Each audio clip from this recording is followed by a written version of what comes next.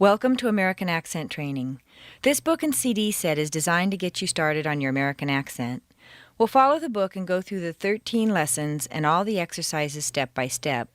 Everything is explained and a complete answer key may be found in the back of the text. What is accent? Accent is a combination of three main components: intonation, speech music, liaisons, word connections, and pronunciation, the spoken sounds of vowels, consonants, and combinations. As you go along, you'll notice that you're being asked to look at accent in a different way. You'll also realize that the grammar you studied before and this accent you're studying now are completely different. Part of the difference is that grammar and vocabulary are systematic and structured, the letter of the language. Accent, on the other hand, is free-form, intuitive, and creative, more the spirit of the language. So, thinking of music, feeling, and flow, let your mouth relax into the American accent. Can I learn a new accent? Can a person actually learn a new accent? Many people feel that after a certain age, it's just not possible. Can classical musicians play jazz? If they practice, of course they can. For your American accent, it's just a matter of learning and practicing techniques this book and CD set will teach you. It's up to you to use them or not. How well you do depends mainly on how open and willing you are to sounding different from the way you've sounded all your life. A very important thing you need to remember is that you can use your accent to say what you mean and how you mean it. Word stress conveys meaning through tone or feeling, which can be much more important than the actual words that you use. We'll cover the expression of these feelings through intonation in the first lesson. You may have noticed that I talk fast and often run my words together. You've probably heard enough English teacher English where everything is pronounced without having to listen too carefully. That's why on the CDs we're going to talk just like the native speakers that we are, in a normal conversational tone. Native speakers may often tell people who are learning English to slow down and to speak clearly. This is meant with the best of intentions, but it's exactly the opposite of what a student really needs to do. If you speak fairly quickly and with strong intonation, you'll be understood more easily. To illustrate this point, you'll hear a Vietnamese student first trying to speak slowly and carefully, and then repeating the same words quickly and with strong intonation. Studying, this exercise took her only about 2 minutes to practice, but the difference makes her sound as if she'd been in America for many years. Please listen. You'll hear the same words twice. Hello, my name is Mui. I'm taking American accent training. Hello, my name is Mui. I'm taking American accent training. You may have to listen to this CD a couple of times to catch everything. To help you, every word on the CD is also written in the book. By seeing and hearing simultaneously, you'll learn to reconcile the differences between the appearance of English, spelling, and the sound of English, pronunciation, and the other aspects of accent. The CD leaves a rather short pause for you to repeat into. The point of this is to get you responding quickly and without spending too much time thinking about your response. Accent versus pronunciation. Many people equate accent with pronunciation. I don't feel this to be true at all.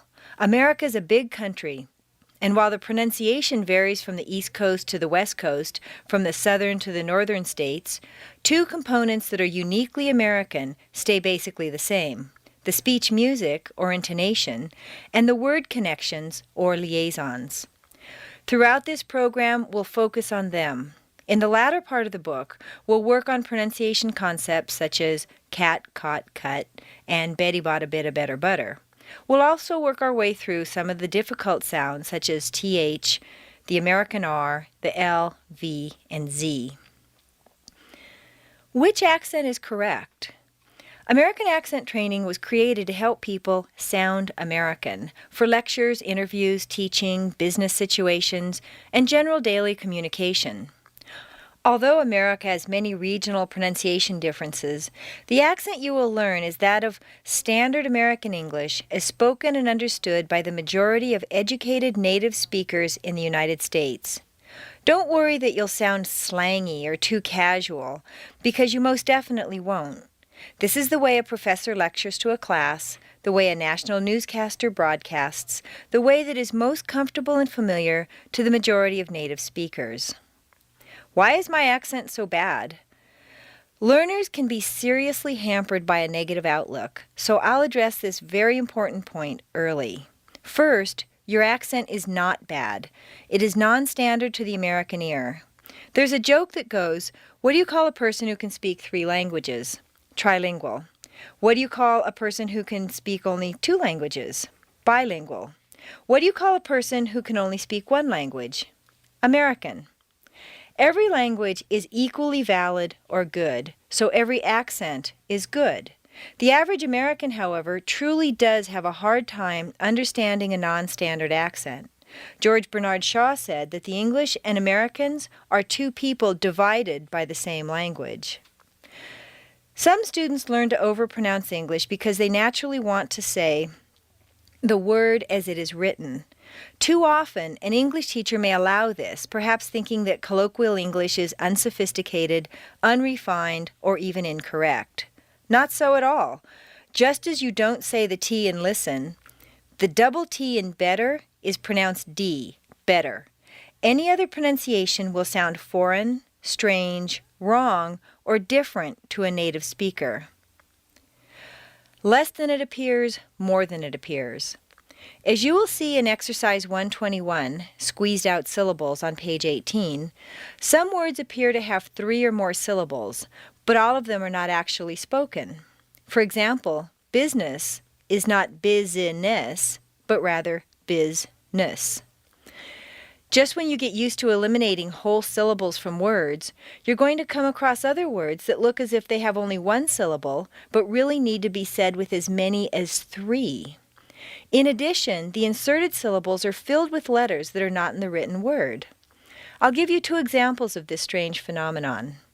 Pool looks like a nice 1-syllable word, but if you say it this way, at best it will sound like pool, and at worst it will be unintelligible to your listener. For clear comprehension, you need to say 3 syllables, pool. Where did that W come from? It's certainly not written down anywhere, but it is there just as definitely as the P is there. The second example is a word like feel. If you say just the letters that you see, it will sound more like feel or fill. You need to say feel. Is that really a Y? Yes. These mysterious semivowels are explained under liaisons in Chapter 2. They can appear either inside a word, as you have seen, or between words, as you will learn. Language is fluent and fluid. Just like your own language, conversational English has a very smooth, fluid sound.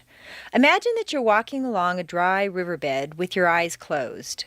Every time you come to a rock, you trip over it, stop, continue, and trip over the next rock. This is how the average foreigner speaks English. It is slow, awkward, and even painful. Now imagine that you're a great river rushing through that same riverbed.